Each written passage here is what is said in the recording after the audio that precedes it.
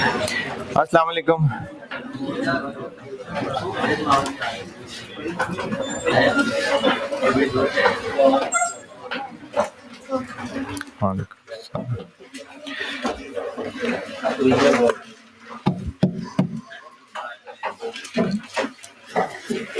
ज़रूर शरीफ पढ़ लें।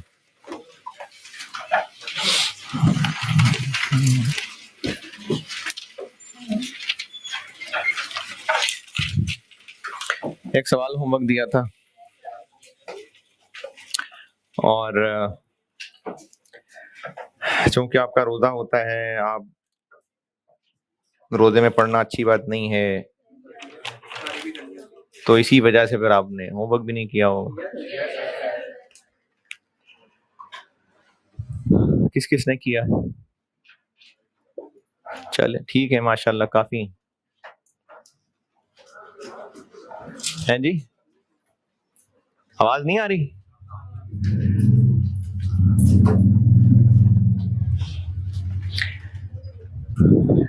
गुड्स ज्यादा हो गई।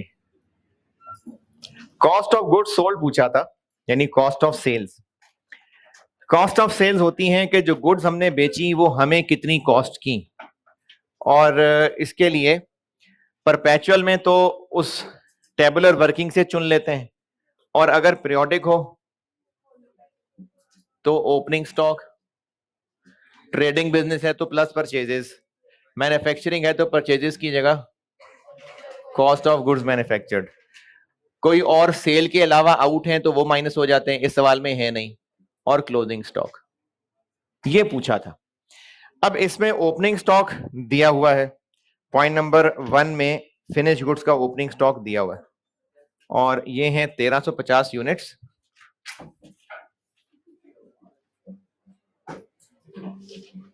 और 1640 वाले, और कॉस्ट ऑफ गुड्स मैन्युफैक्चर्ड निकालनी है। तो कॉस्ट ऑफ गुड्स मैन्युफैक्चर्ड के लिए direct material cost, direct material cost के लिए आपको ओपनिंग रॉ मटेरियल पॉइंट 1 में दिया हुआ है, closing raw material point number 4 में दिया हुआ है, और रॉ मटेरियल परचेजेस टेबल में दी हुई है। तो ये आ गई डायरेक्ट मटेरियल कॉस्ट। और डायरेक्ट लेबर पहली लाइन में दी हुई है, FOH। अच्छा, हम लोग ना कॉस्ट ऑफ गुड्स मैन्युफैक्चर्ड में फैक्ट्री के सारे खर्चे डालते हैं, डायरेक्ट मटेरियल, डायरेक्ट लेबर और FOH। और FOH में होते हैं फैक्ट्री के सारे खर्चे, चाहे वो फैक्ट्री के गार्ड के पैसे ही क्यों ना हो, फैक्ट्री के मैनेजर की सैलरी क्यों ना हो। तो उसमें अभी एक सवाल बनता है कि फैक्ट्री की मैनेजर, फैक्ट्री का जो मैनेजर है, फैक्ट्री की जो सारी सिक्योरिटी की टीम है, तो वो तो प्रोडक्शन नहीं कर रहे हैं, उनके खर्चे क्यों कॉस्ट ऑफ गुड्स मैन्युफैक्चर्ड में ऐड कर रहे हैं? भाई हैं तो फैक्ट्री में ही ना, काम तो फैक्ट्री में ही वो अलग कर रहे हैं ना, और फैक्ट्री में हो क्या रहा है? प्रोडक्शन। तो डायरेक्ट मटेरियल, डायरेक्ट लेबर और FOH, इन शॉर्ट फैक्ट्री के सारे खर्चे, ये सब लोग हम कॉस्ट ऑफ गुड्स मैन्युफैक्चर्ड का हिस्सा बना रहे होते हैं। और जो फैक्ट्री के खर्चे नहीं है, ऑफिस वगैरह के खर्चे, वो यहां नहीं ऐड हो रहे होते। जैसे जिन्होंने इंट्रो पढ़ी हुई है, और अगर चलो इंट्रो नहीं भी पढ़ी, FAR1 में भी शायद ये बात तो अब तक देख चुके होंगे कि सेल्स में से माइनस होती है कॉस्ट ऑफ सेल्स, और उसका आंसर कहलाता है ग्रॉस प्रॉफिट। उसके बाद फिर बाकी आगे ऑपरेटिंग एक्सपेंसेस, अदर इनकम, ये उसके बाद की चीजें हैं, और फिर एंड पे आता है नेट प्रॉफिट। तो कॉस्ट ऑफ सेल्स ये, और कॉस्ट ऑफ सेल्स ये ऐसे कैलकुलेट हो रही है। यानी कॉस्ट ऑफ सेल का कॉन्सेप्ट क्या है कि जो चीजें हम बेच रहे हैं वो हमें कितनी कॉस्ट की हैं, खरीदी हैं तो उनको खरीद के लाना कितना कॉस्ट किया था, बनाई है तो उनको बनाना कितना कॉस्ट किया है, ये होती है कॉस्ट ऑफ सेल्स। और अगर फार्मूले की बात करें तो कॉस्ट ऑफ सेल्स पीरियोडिक में निकलेगी ऐसे, ओपनिंग स्टॉक गिवन था, कॉस्ट ऑफ गुड्स मैन्युफैक्चर्ड निकाल लेते हैं तीनों को ऐड करके, डायरेक्ट लेबर दिया हुआ है, FOH, depreciation on plant and machinery, plant and machinery कहां होती है? फैक्ट्री में, तो ये फैक्ट्री का खर्चा है FOH। Distribution cost, distribution cost कहते हैं कि जब गुड्स बेचते हैं ना और कस्टमर तक पहुंचाते हैं, इसको डिस्ट्रीब्यूशन कॉस्ट कहते हैं। तो ये प्रोडक्शन का खर्चा है? नहीं, वो यहाँ आता है ऑपरेटिंग एक्सपेंसेस में। तो इसलिए ये डिस्ट्रीब्यूशन कॉस्ट एफओएच में नहीं आएगा। फैक्ट्री मैनेजर की सैलरी एफओएच का हिस्सा है। Indirect labour, indirect material FOH का हिस्सा है। सेलिंग कॉस्ट, गुड्स बेचने के खर्चे, ये भी प्रोडक्शन के खर्चे नहीं है, ये भी ऑपरेटिंग एक्सपेंसेस में आएंगे। Other production overheads, production FOH का हिस्सा है। अदर एडमिनिस्ट्रेटिव ओवरहेड्स, ये भी ऑफिस के खर्चे हैं।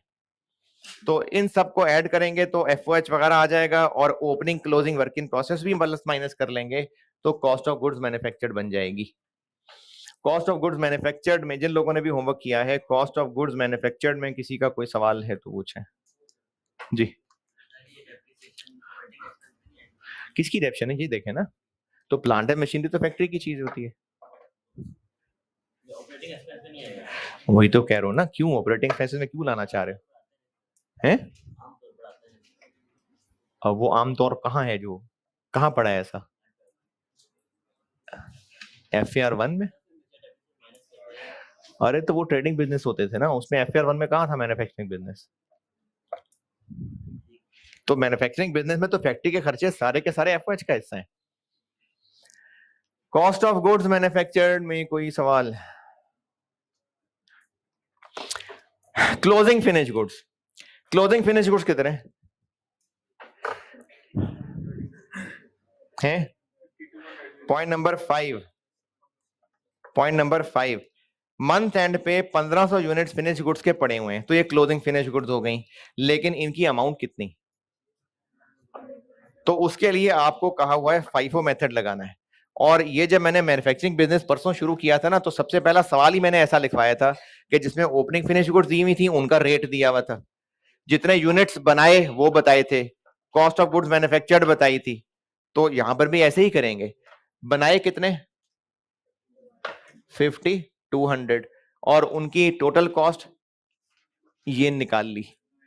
अब आपको ये पता है कि इतने यूनिट्स इस रेट वाले हैं, इतने यूनिट्स, कैसे रेट निकलेगा इसका? कॉस्ट ऑफ गुड्स मैन्युफैक्चर्ड निकाल लिए, इसका रेट कैसे बनेगा? 52 से डिवाइड कर लें। तो क्लोजिंग स्टॉक है 1500 यूनिट्स और है भी FIFO मेथड, तो ये 1500 का 1500 किस में से बचा होगा? ये इनमें से बचा होगा। तो जो इसका पर यूनिट रेट निकला वही क्लोजिंग फिनिश गुड्स की कॉस्ट। यस सर, या ऊपर से? इलस्ट्रेशन 7 में और किसी का कोई सवाल? कल मैं NRV के पॉइंट समझा रहा था और मेरा ख्याल है पूरी बात नहीं हुई थी। 2 पॉइंट बताए थे, तीसरा पॉइंट समझ लें।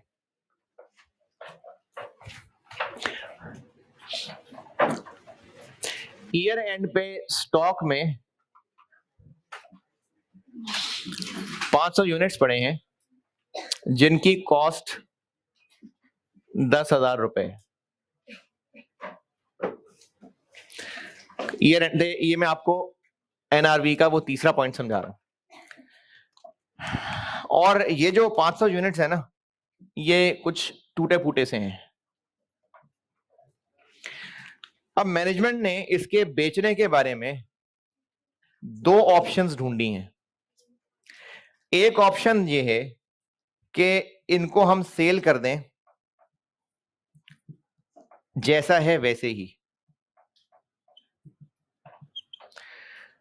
तो अंदाजा है कि ये 8,000 का बिक जाएगा। और एक ऑप्शन ये है कि इसको हम बेच दें रिपेयर करा के।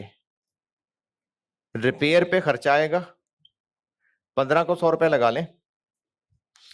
उससे फायदा ये होगा कि हम इसको 9800 का बेच लेंगे।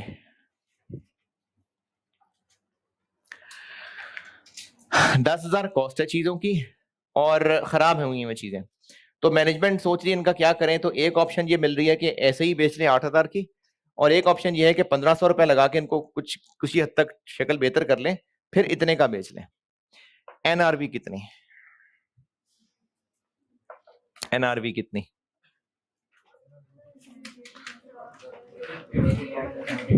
है?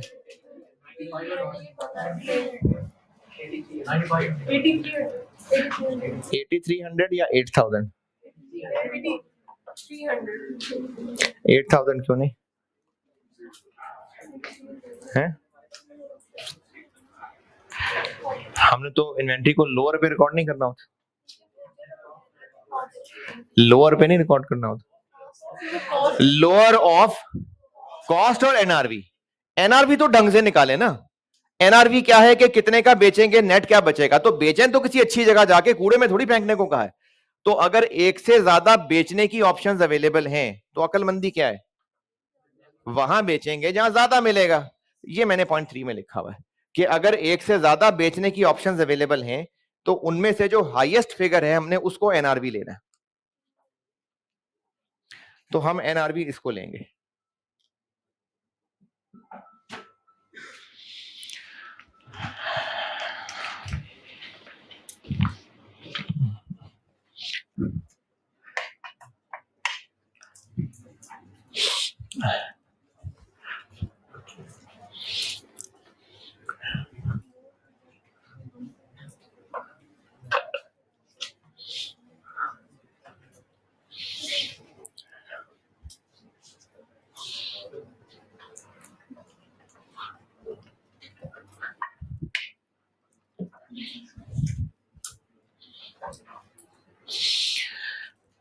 जी पॉइंट 3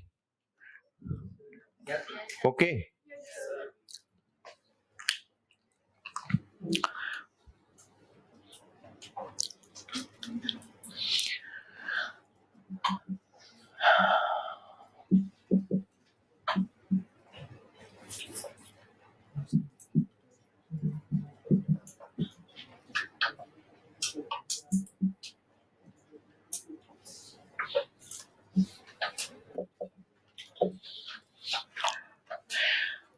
प्रोडक्ट ए के ईयर एंड पे कुछ यूनिट्स पड़े हुए हैं जो कि हम पहले ऑन एन एवरेज बेचते आए हैं 200 रुपए का एक। पास्ट में हम इतने का बेचते आए हैं, लेकिन अब मार्केट में हालात बदल गए, जज्बात बदल गए। तो अब क्या हुआ कि कंपेटिटर ने प्राइसेस गिरा ली और वो ये प्रोडक्ट 150 का बेच रहे हैं। अब इससे मिलता जुलता, ये नहीं मतलब इसका कंपेटिटर, लेकिन हम अभी भी बहुत होपफुल हैं और हमें लगता है, हम कंपनी हैं, कंपनीज एक्सपेक्टेड प्राइस जो हमें अभी भी उम्मीद है कि हम 170 का तो बेच ही लेंगे। ईयर एंड पे स्टॉक पड़ा हुआ है, पास्ट में इतने का बेचते आए हैं 200 का। अभी मार्केट के हालात बदल गए हैं, कंपेटिटर ने प्राइस गिरा ली है, लेकिन हमें अभी भी उम्मीद है कि कल हम इसको 170 का बेच लेंगे। एनआरवी के लिए सेल प्राइस क्या लेंगे? 170 या 150? अच्छा 170 इसलिए क्योंकि ज्यादा है क्योंकि हरा है, हरा काम में खरा। हाँ जी 170 150 से ज्यादा है इसलिए। अगर ये 140 होता तो, अगर ये 140 होता तो 140 लेते। 200 क्यों नहीं? क्योंकि वो पास्ट है, एनआरवी तो है ही सारी एक्सपेक्टेड फ्यूचर की बात। और 150 क्यों नहीं, 170 क्यों? ज्यादा की वजह से। अगर ये 140 होता फिर हमने एनआरवी के बेस बनाना है कि हम कितने का बेच लेंगे। तो हमें उम्मीद है हम 170 का बेच लेंगे, तो 170 को बेस बनाएंगे। इसलिए हायर लोअर की बात नहीं है। अगर हमें लगता है कि हम मार्केट से डिफरेंट बेच लेंगे तो बेच लेंगे, तो लगता है ना। तो इसलिए हमें एनआरवी के लिए प्रायोरिटाइज इसको करना है, ये हमारी पहली प्रायोरिटी है। अच्छा सवाल में अगर ये नहीं है, ये बाकी दोनों हैं, फिर हम इसको यूज कर लेंगे, क्योंकि जब बता रहे हैं कि प्राइसेस मार्केट में गिर गई हैं तो ये यूज करेंगे, और ये भी नहीं है तो ये मैंने प्रायोरिटी के हिसाब से बात बताई है। मैंने चौथा पॉइंट समझाया। चौथा पॉइंट मैंने ये लिखा हुआ है कि एनआरवी के लिए जो सेल प्राइस ली जाएगी वो अमाउंट ली जाएगी जिसपे हमें उम्मीद है कि हम बेच लेंगे। और अगर नहीं पता फ्यूचर में क्या होगा तो पास्ट वाली प्राइस भी चल जाएगी। ये मैंने 0.4 लिखा हुआ है। ये हो गई एनआरवी की बातें। इक्वल कैसे हो जाएगा? तो ये कॉस्ट तो नहीं है, ओ ये नहीं कॉस्ट नहीं है ना, ये प्रोडक्ट हम इतने का बेचते आए हैं, ये सेल प्राइस है, कॉस्ट थोड़ी है। पास्ट की हर चीज कॉस्ट थोड़ी होती है। अभी जो ईयर गुजरा है, हम ऑन एन एवरेज इतने रुपए का ये बेचते आए हैं, ये हमारी सेल प्राइस है, कॉस्ट नहीं है ये। हाँ जी 0.4 ओके। अच्छा अब थोड़े से जरा एग्जाम लेवल के क्वेश्चंस पे आते हैं। पहले कर लेते हैं एक इलस्ट्रेशन 4 पे आ जाए, पेज नंबर 6 इलस्ट्रेशन 4।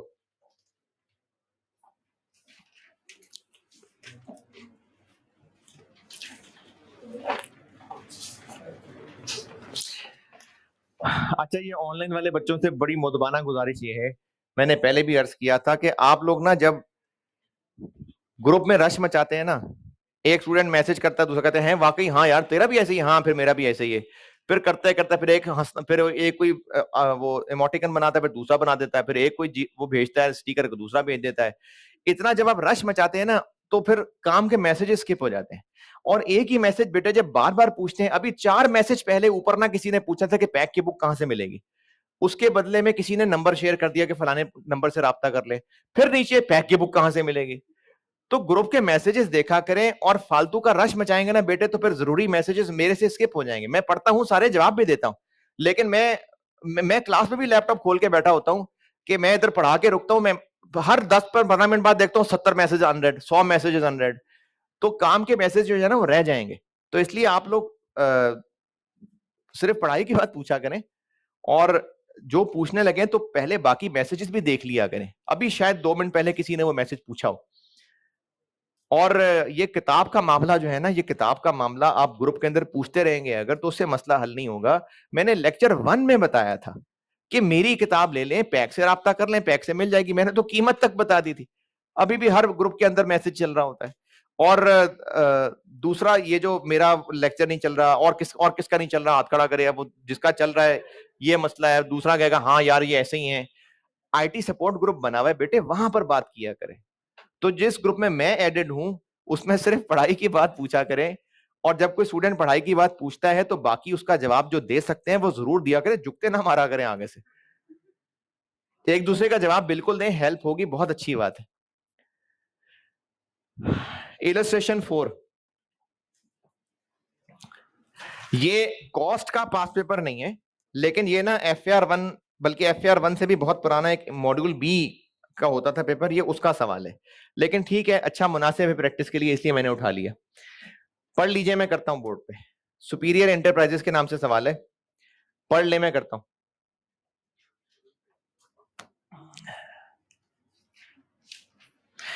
जल्दी जल्दी पढ़िएगा, एक और करना है।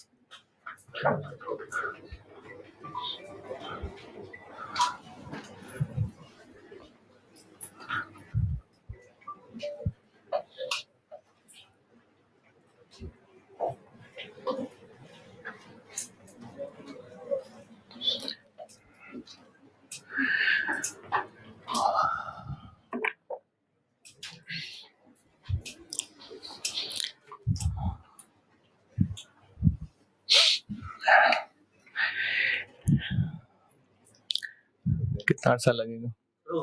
पढ़ लिया। अच्छा, एग्जाम क्वेश्चन के लिए नसीहत ये है कि सबसे पहले ना पूरा सवाल जरूर पढ़ना है, पूरा सवाल, और याद करने की नियत से नहीं पढ़ें क्योंकि याद नहीं रहेगा, चौथी लाइन तक पहुंचेंगे पहली भूल जाएगी। लेकिन सवाल शुरू से लेके आखिर तक, रिक्वायरमेंट के भी आखिरी वर्ड तक सारा पढ़ते हैं।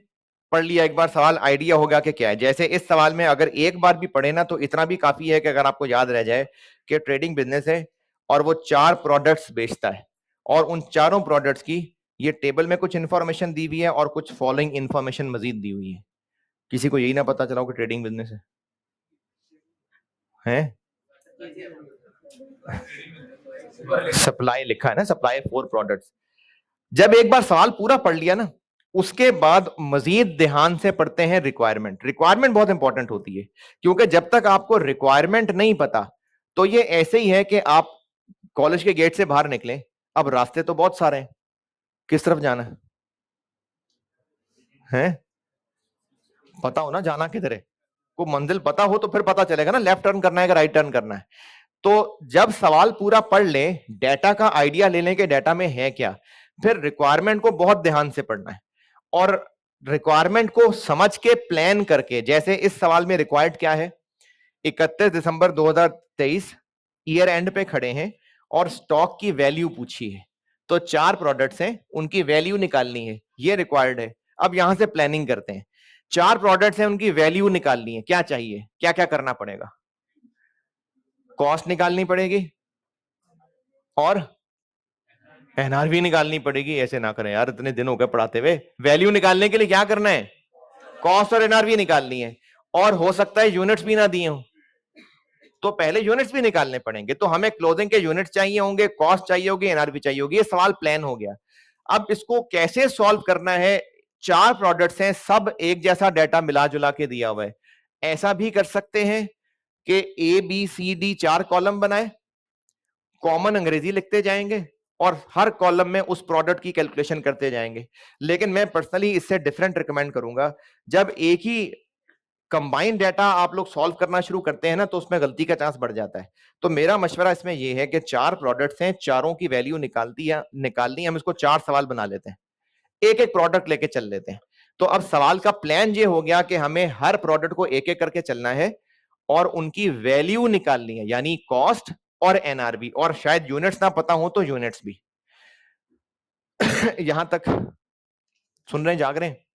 तो एक एक प्रोडक्ट लेके चलते हैं। अब जब ये फैसला हो गया ना कि एक एक प्रोडक्ट लेके चलना है, अब सवाल दोबारा पढ़ेंगे और अब आप सवाल सिर्फ प्रोडक्ट ए के लिए पढ़ रहे होंगे, तो फिर काम की चीजें मिलेंगी और ए से रिलेटेड चीजें हम इकट्ठी करके फिर सॉल्व करेंगे। तो मैं इसको प्रोडक्ट ए के लिए सॉल्व करता हूं।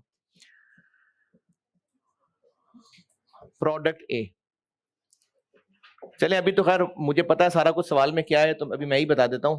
पहले टेबल के अंदर चारों प्रोडक्ट्स का एक एक करके ओपनिंग स्टॉक दिया हुआ है, उसकी अमाउंट दी हुई है, परचेजेस का डाटा दिया हुआ है, और आखिरी 2 कॉलम है, आखिरी 2 कॉलम सेल्स का डाटा दिया हुआ है, नहीं आखिरी 2 कॉलम सेल्स का डाटा दिया हुआ है। तो ओपनिंग स्टॉक का डाटा है, परचेजेस का डाटा है, सेल्स का डाटा है, और उसके अलावा एडिशनल इंफॉर्मेशन। पॉइंट नंबर 1 क्या है?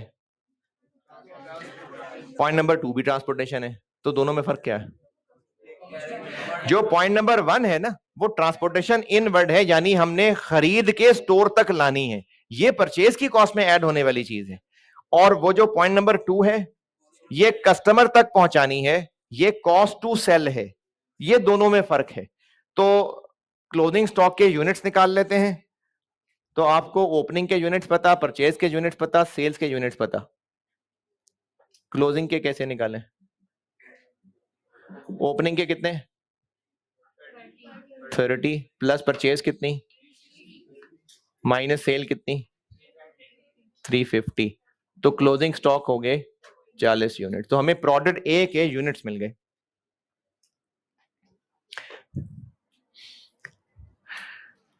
अगला काम एंड क्या है, हमें वैल्यू निकालनी है। अब उसके लिए सामान इकट्ठा कर रहे हैं, क्या क्या चाहिए, यूनिट्स मिल गए और कॉस्ट निकालते हैं। कॉस्ट है तो फिर यकीनन फाइफो या एफको होगा। अच्छा, इसमें ना कुछ भी नहीं बताया हुआ, और असल में भी ऐसा ही था कि इसमें कुछ नहीं बताया था क्योंकि ये IS2 के हिसाब से एक बात पूछी हुई थी, लेकिन कॉस्ट के सवाल में बताया होगा। फिर भी चलो मान लें नहीं बताया तो आप जो मर्जी कर लें, फाइफो कर लें आपकी मर्जी, एफको कर लें आपकी मर्जी। पीछे सोल्यूशन मैंने एफको के मुताबिक किया हुआ है, तो अब मैं बोर्ड पे फाइफो कर देता हूं ताकि दोनों वैरायटियां आ जाए। मैं ये सवाल बोर्ड पे फाइफो के लिहाज से कर देता हूं, वैसे पीछे सोल्यूशन में मैंने एफको के हिसाब से किया हुआ है। खामोशी है, आपकी मर्जी, जो मर्जी कर लें। हम अभी फाइफो से कर लेते हैं। अच्छा, अब जब फाइफो से करेंगे, परपेचुअल है पीरियोडिक है, पीरियोडिक है ना, डेट्स नहीं है ट्रांजेक्शंस की। तो ये 40 यूनिट्स इनमें से हैं कि इनमें से हैं?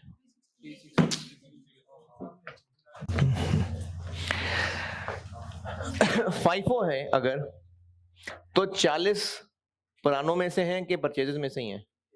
इसी में से ही हैं। तो हम इन्हीं का रेट निकाल लेते हैं, वही इनकी कॉस्ट होगी।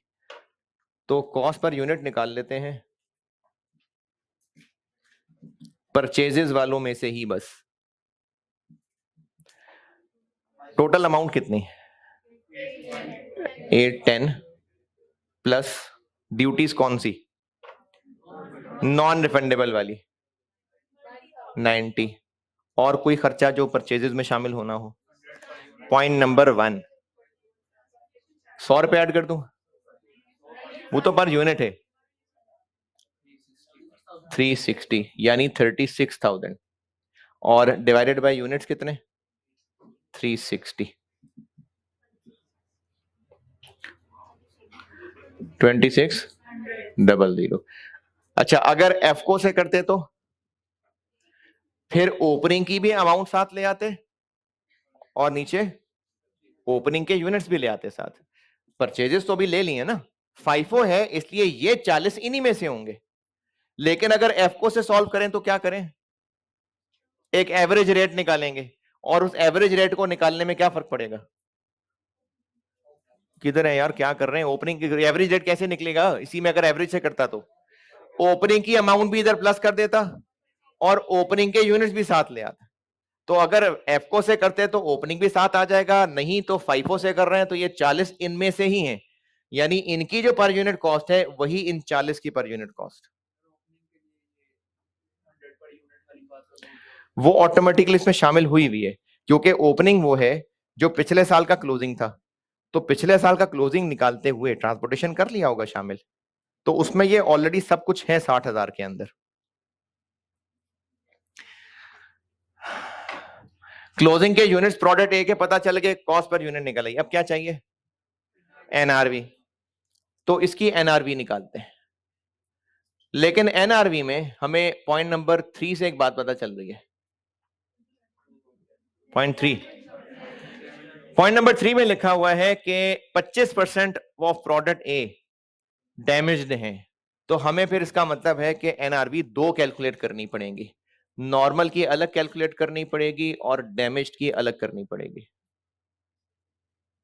सवाल का फ्लो दोबारा बताता हूं, 4 प्रोडक्ट्स हैं, चारों की वैल्यू निकालनी है। प्लान ये किया था कि चारों को एक एक करके सॉल्व करते जाते हैं और वैल्यू निकालने के लिए इनके यूनिट्स चाहिए, कॉस्ट चाहिए, एनआरवी चाहिए, ये कर रहा हूं मैं। यूनिट्स भी निकाल लिए, कॉस्ट भी निकाल लिए, अब एनआरवी निकालने लगे। नॉर्मल डैमेज अलग अलग है इसलिए एनआरवी अलग अलग। सेल प्राइस प्रोडक्ट ए, एनआरवी के लिए sale price, expected sale price कोई दी हुई है कि हम प्रोडक्ट ए कितने का बेच लेंगे, कहीं फॉलोइंग इंफॉर्मेशन में प्रोडक्ट ए की सेल प्राइस का कुछ बताया हो, तो एक्सपेक्टेड प्राइस नहीं बताई। फिर ऊपर टेबल के लास्ट 2 कॉलम से क्या पता चल जाएगा कि जो साल गुजरा है उसमें इतने का बेचते थे, तो फिर उसी से काम चला लेंगे। तो प्रोडक्ट ए कितने का बेचा था, 1015 डिवाइडेड बाय 350, तो एक कितने का बेचा था? 2900। और डैमेज्ड वाला कितने का बेच लेंगे? डैमेज्ड वाला इसी का 60% बेच लेंगे, यानी 2900 का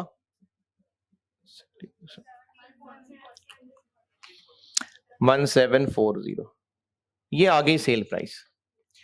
कोई रिपेयर कॉस्ट सवाल में? नहीं।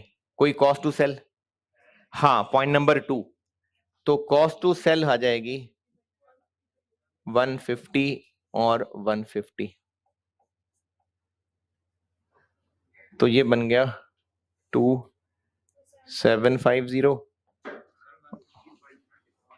तो ये पर यूनिट ही कर रहे हैं ना, सेल प्राइस एक यूनिट की निकाली है ना। और ये कॉस्ट भी निकल आई सामने, एनआरवी भी है।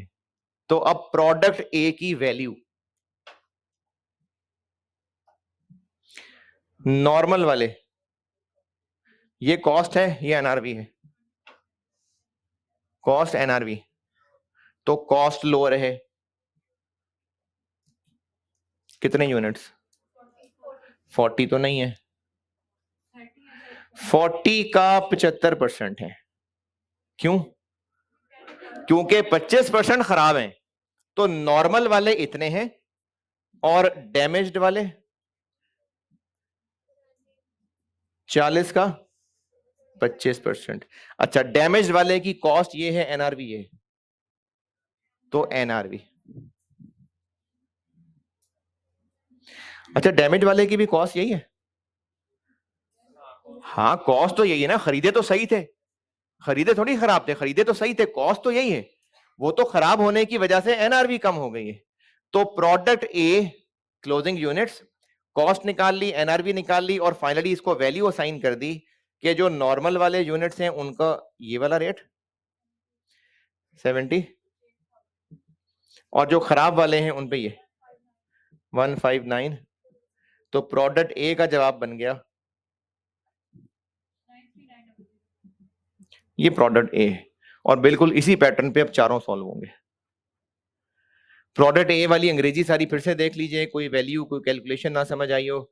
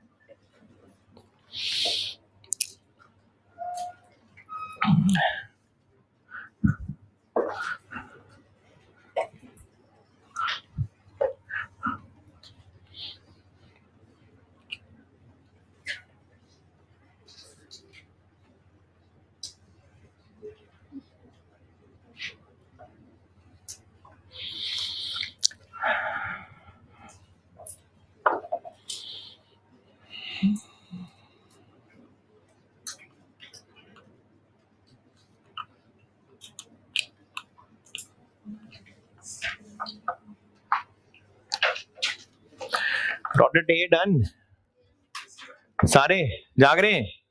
कोई मुश्किल परेशानी? अरे बताए ना यार, एक सवाल करना है मैंने और। प्रोडक्ट ए डन। अच्छा, इसी तरह बाकी सारे भी होंगे। चलो एक और कर देता हूं, बाकी आधा आपका होमवर्क। सी कर देता हूं मैं,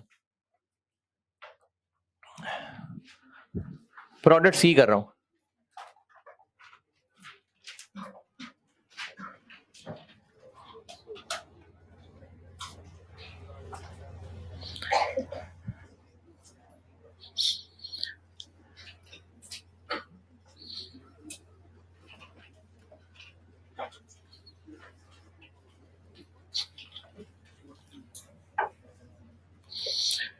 प्रोडक्ट सी, इसके क्लोजिंग यूनिट्स ठीक है 20, ओपनिंग कितने थे? 40, कितने खरीदे, कितने बेचे? तो बाकी रह गए 20। FIFO मेथड है, ये 20 किस में से होंगे? सिर्फ 20 ही हैं, ये इन्हीं में से होंगे। तो इन्हीं की पर यूनिट कॉस्ट निकाल लेते हैं। टोटल परचेजेस में क्या क्या? 1820,000, ड्यूटीज 2 लाख, ट्रांसपोर्टेशन 100 रुपए पर यूनिट, यानी 100 रुपए पर यूनिट 56,000। अच्छा, कुछ शर्मो शर्मी पहले भी बैठा रह गया होगा, तो 560 यूनिट्स हैं, 100 रुपए इंटू, तो ये टोटल ट्रांसपोर्टेशन बन गई। और पहले वाले में 360 थे, इसलिए 36 हो गया था, तो कॉस्ट पर यूनिट बन गई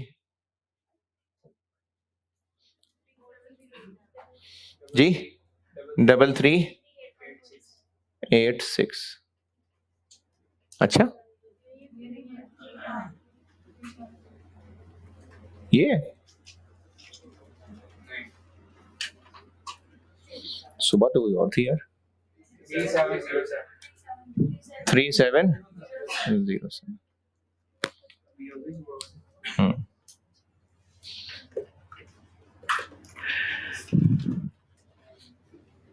प्रोडक्ट सी में भी डैमेज्ड यूनिट्स हैं और नॉर्मल है, या सब एक जैसे ही हैं? प्रोडक्ट सी सब एक जैसे हैं। अच्छा, इसकी एक्सपेक्टेड सेलिंग प्राइस अब है पॉइंट नंबर 4, एक नया प्रोडक्ट इंट्रोड्यूस हुआ है और कंपेटिटर ने उसकी प्राइस 3200 रखी है, लेकिन हम अब भी समझ रहे हैं कि हम 3500 का तो बेच ही लेंगे, तो सेल प्राइस क्या रखें? 3500। पहले जितना का मर्जी बेचते थे, अब हमें लगता है 35 का बेच लेंगे, तो 35 का बेच लेंगे। कॉस्ट टू सेल 150, तो एनआरवी हो गई 3350, और प्रोडक्ट सी की वैल्यू बन गई 20 यूनिट्स है, कॉस्ट एनआरवी 3350 60, ये प्रोडक्ट सी। समझ आ रहा है वाकई कि नहीं? बी और डी हो जाएगा ना? हाँ, तो वो होमवर्क है। अब आए आप पास पेपर का पहला सवाल उठाते हैं, कॉस्ट का पहला पास पेपर। ये बाकी आधा होमवर्क है। पेज नंबर 12 पे आ जाए, question number 6। Page number 12, question number 6, spring 2010 attempt का सवाल है, क्वेश्चन नंबर 1 था उसमें।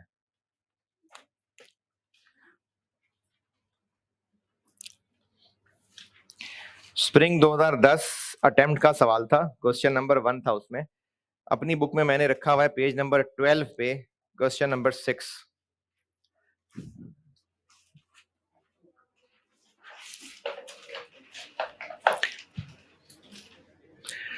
अच्छा, मैंने ये जो आई कैप के पास पेपर्स डाले ना अपनी बुक में, इनमें से कुछ ऐसे होंगे जिनमें मुझे आई कैप के चूंकि पुराने सवाल थे, कुछ आउट ऑफ सिलेबस चीजें थी, तो मैंने वो अमेंड करके बुक में डाले।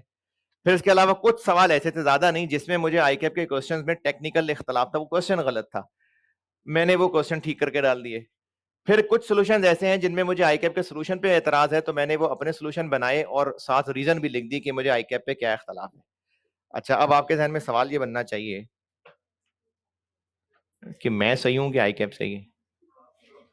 हाँ, तो आपको भरोसा तो करके चलना पड़ेगा। अब यहां से एक और दूसरा सवाल ये बनना चाहिए कि पेपर चेक तो आई कैप ने करना है, वो तो अपना सोल्यूशन रखेंगे। तो इसका जवाब इंशाल्लाह कुछ किस्तों के बाद, अभी थोड़ा जल्दी है, लेकिन आपके लिए कंक्लूजन ये है कि आपको मुझ पर भरोसा करके चलना पड़ेगा। तो इसलिए मैंने इसमें ये जो सवाल अभी कराने लगा हूं, इसमें भी आई कैप के सोल्यूशन से मुझे इख्तलाफ है, तो मैंने अपना सोल्यूशन चेंज करके डाला हुआ है। सवाल पढ़ लीजिए, करता हूं बोर्ड पे। पेज नंबर 12, क्वेश्चन नंबर 6, जो कि पास पेपर स्प्रिंग 2010 का पहला सवाल था, XYZ लिमिटेड। पढ़ लीजिए, मैं करता हूं। क्या जी? अरे इतनी दफा तो बोल दिया यार। पेज नंबर 12 लेफ्ट साइड पे आएगा, क्वेश्चन नंबर 6, XYZ लिमिटेड। वैसे उसकी अटेम्प्ट बता रहा हूं मैं कि स्प्रिंग 2010 का सवाल था।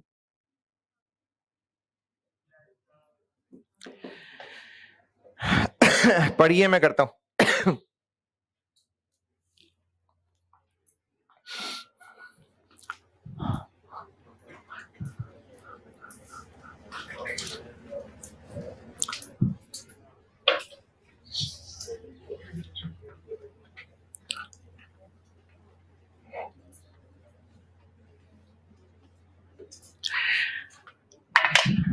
अच्छा, कॉस्ट की प्रैक्टिस में ना बेटे, क्लास पर जितना जरूरी है ना, होमवर्क भी उतना ही ज्यादा जरूरी है, इसलिए होमवर्क करने हैं आपने। जो लोग रिजल्ट का इंतजार कर रहे हैं, चलें ठीक है, रिजल्ट के बाद सही, लेकिन होमवर्क जरूर करना है।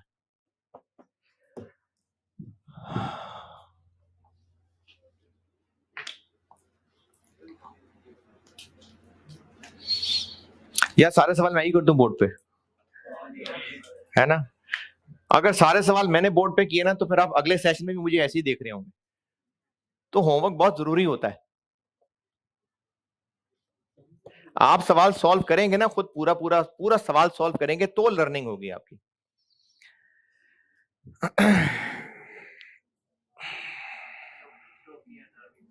जी, ओपनिंग की एनआरबी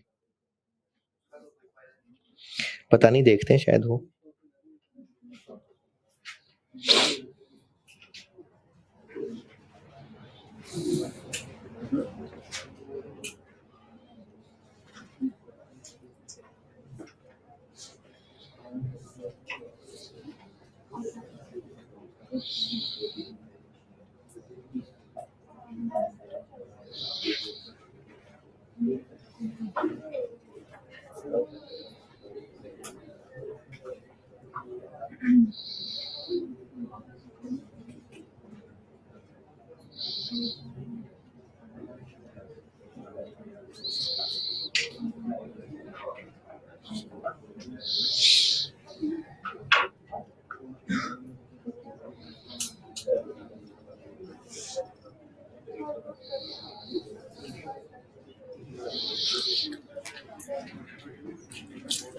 जी,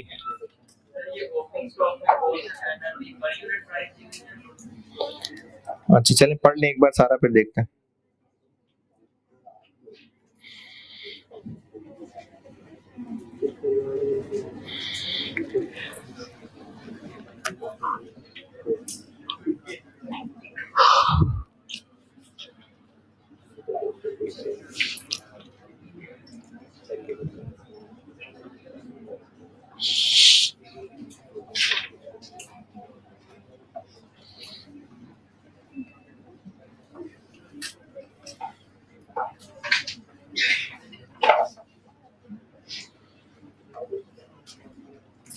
अगर पढ़ रहे थे तो पढ़ लिया होगा। 4 प्रोडक्ट्स हैं, मैन्युफैक्चरिंग बिजनेस है। कैसे पता? पहली लाइन में लिखा हुआ है, XYZ लिमिटेड मैन्युफैक्चर्स 4 प्रोडक्ट। अच्छा, अब ये कॉस्ट अकाउंटिंग का ही है, यानी ये कॉस्ट का ही पास पेपर का सवाल है। जो पहले किया था वो कॉस्ट का नहीं था। 4 प्रोडक्ट्स हैं और रिक्वायरमेंट वही सेम है। 31 दिसंबर 2009 ईयर एंड है, और आपसे वैल्यू यानी अमाउंट ऑफ क्लोजिंग स्टॉक पूछी है, मतलब लोअर ऑफ कॉस्ट और एनआरवी, वही काम करना है। बस उन्होंने यूनिट्स दे दिए हैं, इसमें पहले हमने खुद निकाले थे। तो इसमें 4 प्रोडक्ट्स हैं और फिर वही काम करना है, इन सबकी कॉस्ट और सबकी एनआरवी निकालनी।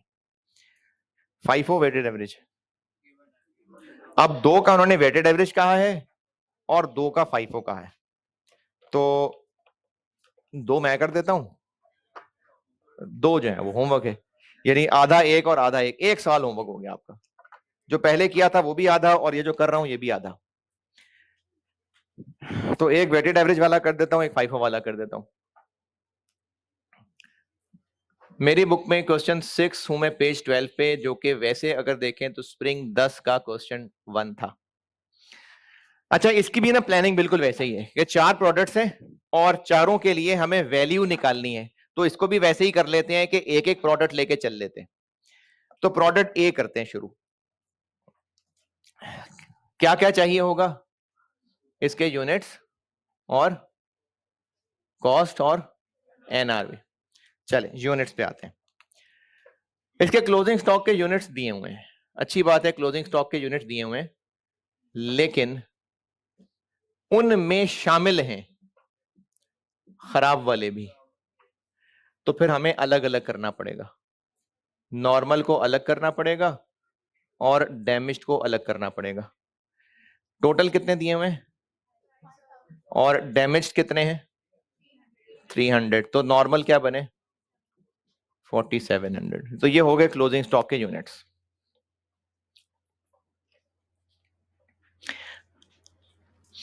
वेटेड एवरेज है 5 है प्रोडक्ट ए, वेटेड एवरेज है। चूंकि वेटेड एवरेज है तो हमें फिर वेटेड एवरेज के लिए एक रेट निकालना पड़ेगा। प्रोडक्ट ए के यूनिट्स आ गए, प्रोडक्ट ए की कॉस्ट निकाल रहा हूं, वेटेड एवरेज रेट निकालना पड़ेगा। ओपनिंग की अमाउंट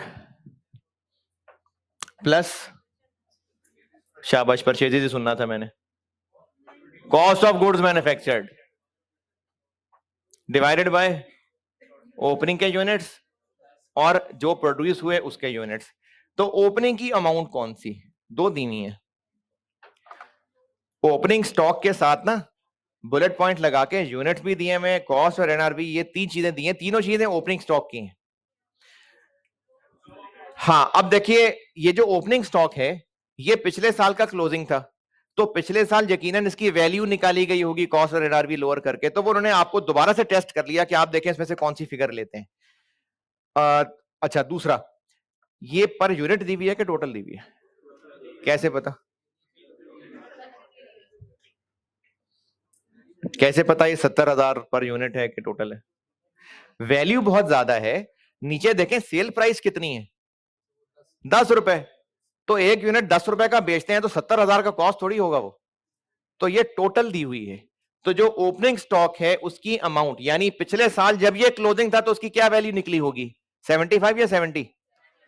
तो उसकी अमाउंट आ गई plus cost of goods manufactured 4 lakh divided by opening के यूनिट्स 10,000 प्लस जितने यूनिट्स बनाए 50,000, तो पर यूनिट कॉस्ट निकल आई 7.83। ये निकल आई पर यूनिट कॉस्ट। यहां तक कोई मुश्किल परेशानी? बिल्कुल वही वाला काम कर रहे हैं। 4 प्रोडक्ट हैं, प्रोडक्ट वाइज चल लेते हैं, यूनिट्स इकट्ठे कर लिए, कॉस्ट और अब एनआरबी पे चलते हैं।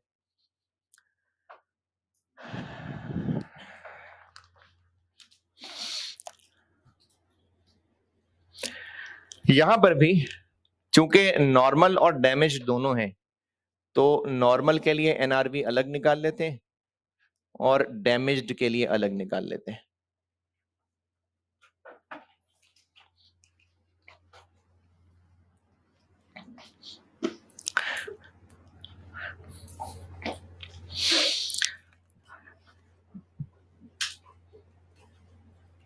सेल प्राइस, प्रोडक्ट ए की सेल प्राइस, प्रोडक्ट ए 10, ये एक्सपेक्टेड है या पास्ट है? बस यही है, बस यही है, तो बस यही है। डैमेज की कितनी? हाँ हाँ, डैमेज की सेल प्राइस कितनी? सेल प्राइस डैमेज की क्यों 10? देखें डैमेज के बारे में लिखा हुआ है कि इसको रिपेयर कर लेंगे और अलहदा से इसकी कोई सेल प्राइस नहीं बताई, तो रिपेयर कर लेंगे तो ठीक हो जाएगा ना फिर। तो इसकी सेल प्राइस भी 10।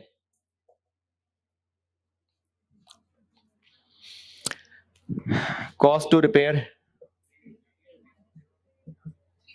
3, cost to cell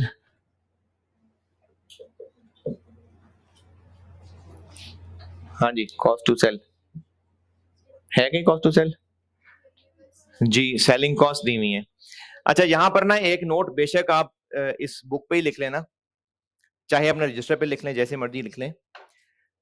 cost to cell क्या होती है? कि जो बेचेंगे तो खर्चा होगा। कॉस्ट टू सेल यही है ना, बेचेंगे तो खर्चा होगा। अच्छा, मैं यही जुमला एक डिफरेंट स्टाइल से दोबारा बोल रहा हूं। बेचेंगे तो खर्चा होगा।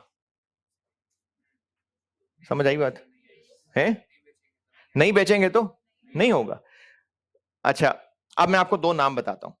अगर ये हम उस खर्चे की बात कर रहे हैं जो बेचेंगे तो होगा, नहीं बेचेंगे तो नहीं होगा, तो मतलब ये सेल की एक्टिविटी से रिलेटेड हो गया।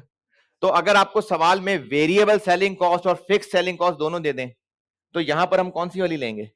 Variable selling cost. तो ये बात आप बेशक किसी बुक पे सवाल के साथ लिख लें, चाहे रजिस्टर पे लिख लें, कि ये जो एनआरवी की कैलकुलेशन के अंदर कॉस्ट टू सेल होता है ना, ये वेरिएबल कॉस्ट टू सेल होती है।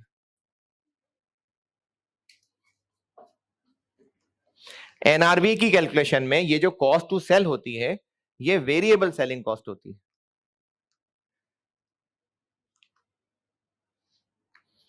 तो इस सवाल में वो ऐसे टेस्ट कर सकता था आपको कि वेरिएबल सेलिंग खर्चे भी दे देता और फिक्स्ड सेलिंग खर्चे भी दे देता। तो हमने कौन से यूज करने थे? बस वेरिएबल। तो वेरिएबल सेलिंग कॉस्ट यहां से लेस कर लेते हैं, तो यहां से 60,000 रुपए लेस कर ले, हैं 10 रुपए में से 60,000 लेस कर ले, फिर पर यूनिट करना पड़ेगा उसको। पर यूनिट करना है तो यूनिट से डिवाइड करना पड़ेगा। कौन से यूनिट से? जो बनाए या जो बेचे? वेरिएबल सेलिंग कॉस्ट है टोटल, पर यूनिट कैसे निकालें? किन यूनिट से डिवाइड करें? जो बेचे, क्योंकि वेरिएबल सेलिंग खर्चे का ताल्लुक किन यूनिट से होगा? जो बेचे हैं। तो बेचे कितने हैं? कितने यूनिट्स बेचे ये तो बताए ही नहीं। ये तो नहीं बताया कितने यूनिट्स बेचे हैं। तो यहां से हम ऐसा करते हैं कि अलग वर्किंग में चले जाते हैं।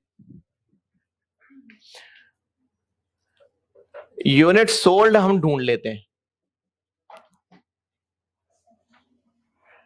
ओपनिंग यूनिट्स पता है कितने? 10,000। कितने और बनाए? 50,000। कितने बचे रह गए? 5,000। तो बाकी बिक गए होंगे।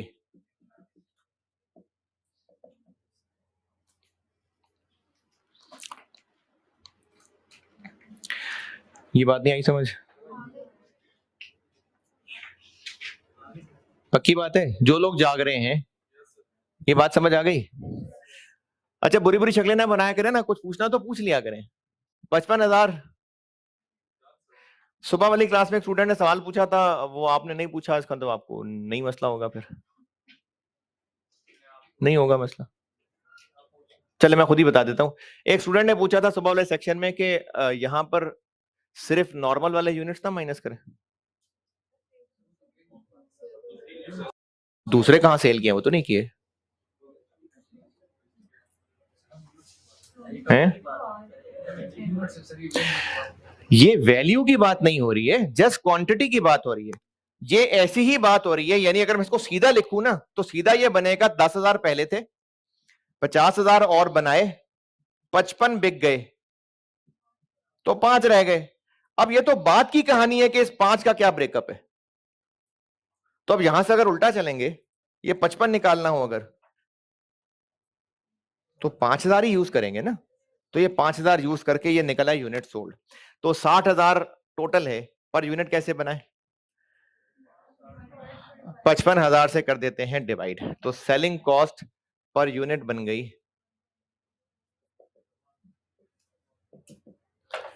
दिसंबर की 60,000 रुपए डिवाइडेड बाय 55,000, कितनी बन गई? 1.09। तो 1.09 वहां लिख लो।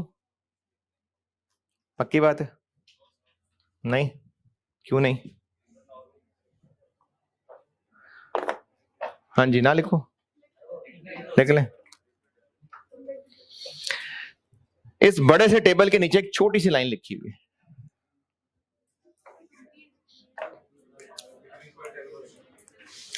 कि जो सेलिंग कॉस्ट है ये 10% महंगी हो जाएंगी। तो ये जो अभी इस वक्त हमने कैलकुलेशन की है, ये 60,000, ये कब की है? ये तो गुजरे हुए साल की हैं, जो सारा डाटा दिया हुआ है। यानी ये जो अभी इस वक्त हमारे पास फिगर निकली है, ये 2009 की है, जबकि अगले साल महंगाई हो जानी है। तो हम एनआरवी की कैलकुलेशन करते हुए ये वाली फिगर यूज करें या इसको महंगा करके? लेकिन हम लोग स्टॉक तो 31 दिसंबर का निकाल रहे हैं। हाँ, स्टॉक बेशक 31 दिसंबर का ही है, लेकिन एनआरवी में वैल्यूज कौन सी यूज होती हैं? Future expected. जैसे अगर सेल प्राइस के बारे में कहा होता कि 2009 में हम 12 रुपए की बेचते आए थे, लेकिन अब एक्सपेक्टेड है कि 10 की बेचा करेंगे, तो सेल प्राइस भी तो एक्सपेक्टेड ही लेते हैं ना। तो ये गुजरे हुए साल में था बिल्कुल ऐसा, लेकिन अब एक्सपेक्टेड है कि सेलिंग कॉस्ट महंगी हो जाएगी। तो एक्सपेक्टेड कॉस्ट कितनी महंगी हो जाएगी? 10%। तो क्या करें, 1.09 को 1.1 कर देते हैं, तो ये बन जाएगा 1.2। तो ये कॉस्ट टू सेल 1.2 और 1.2, एनआरवी बन गई 8.8, 5.8।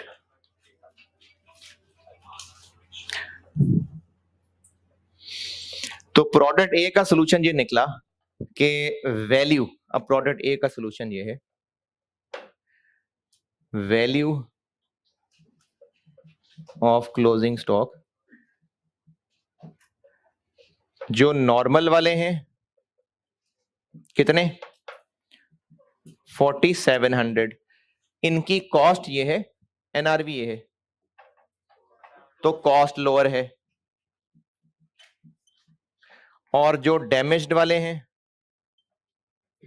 यानी 300 यूनिट्स, उनकी कॉस्ट ये है, एनआरवी ये है, एनआरवी लोअर है।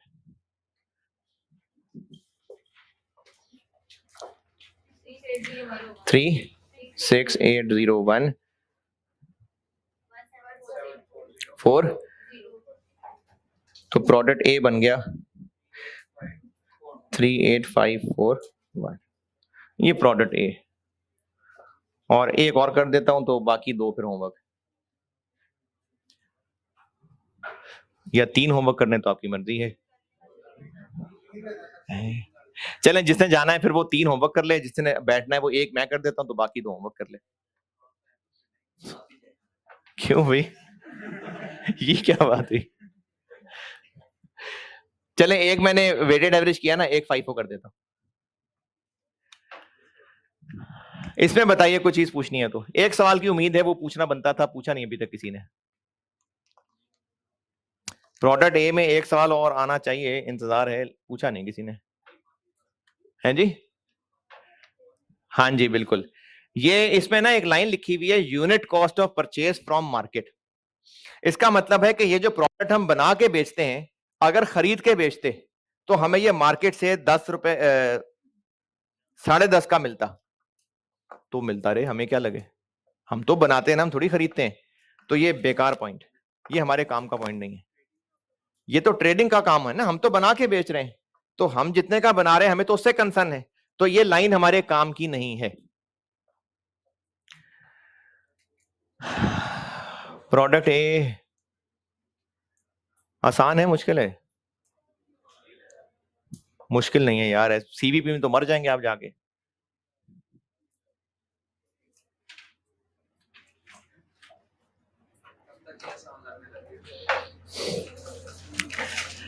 प्रोडक्ट ए हो गया, नोटेड भी सारा।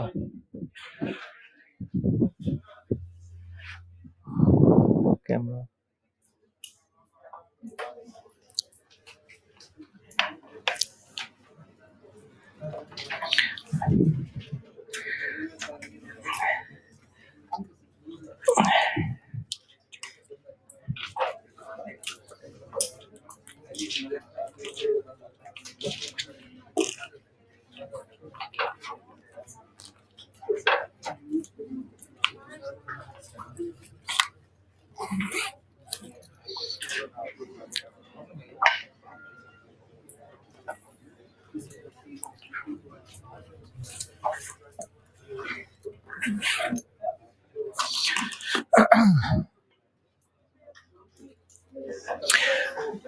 प्रोडक्ट सी कर देता हूं।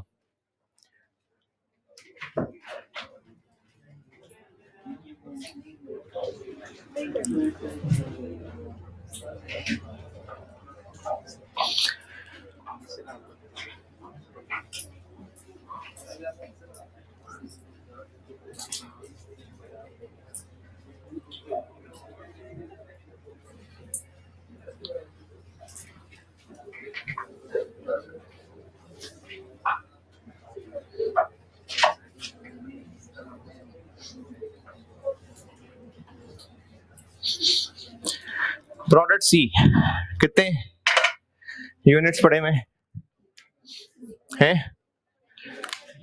20,000। डैमेज कितने हैं? 20 पड़े में, 15 पड़े में भाई।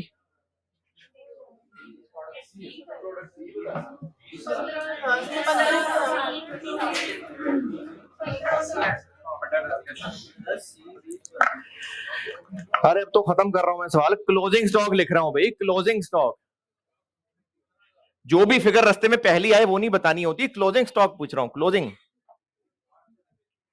15,000 क्लोजिंग स्टॉक है ना, क्लोजिंग 15 है, खराब कितने हैं इसमें से? तो सही वाले 14,200।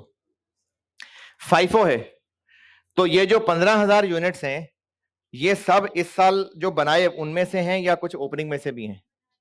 सब नए बनाए में से हैं, तो उन्हीं की एवरेज कॉस्ट निकाल लेते हैं। एवरेज क्या उन्हीं की कॉस्ट निकाल लेते हैं। तो कॉस्ट ऑफ गुड्स मैन्युफैक्चर्ड 820 और कितने बनाए? 70।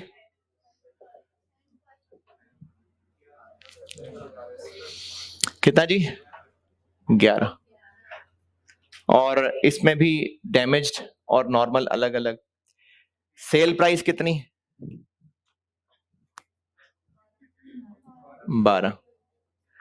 कॉस्ट टू रिपेयर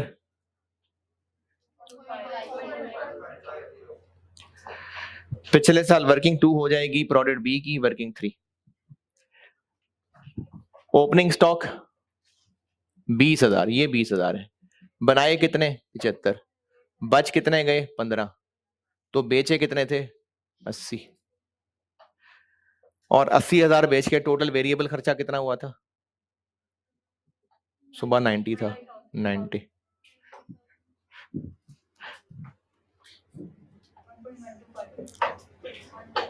चलें 3 कर लें।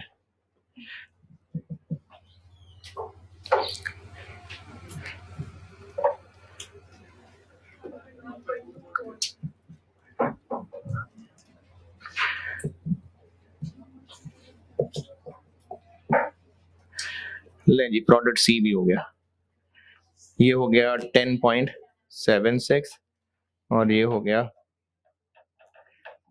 8.26। तो जो नॉर्मल वाले यूनिट्स हैं उनकी भी एनआरवी लोअर है और डैमेज वाले की तो है ही है। तो नॉर्मल वाले हो गए 14,200, एनआरवी लोअर है, और डैमेज्ड वाले हो गए 800, उनकी भी एनआरवी लोअर है। ये दोनों सवाल पूरे करिएगा यार, कल मैं और पास पेपर का सवाल कराऊंगा और थोड़ा सा अब मुश्किल साइड पे चलते हैं, और वो करा के इंशाल्लाह फिर एंट्रीज भी कराता हूं। ठीक है जी, अल्लाह हाफिज।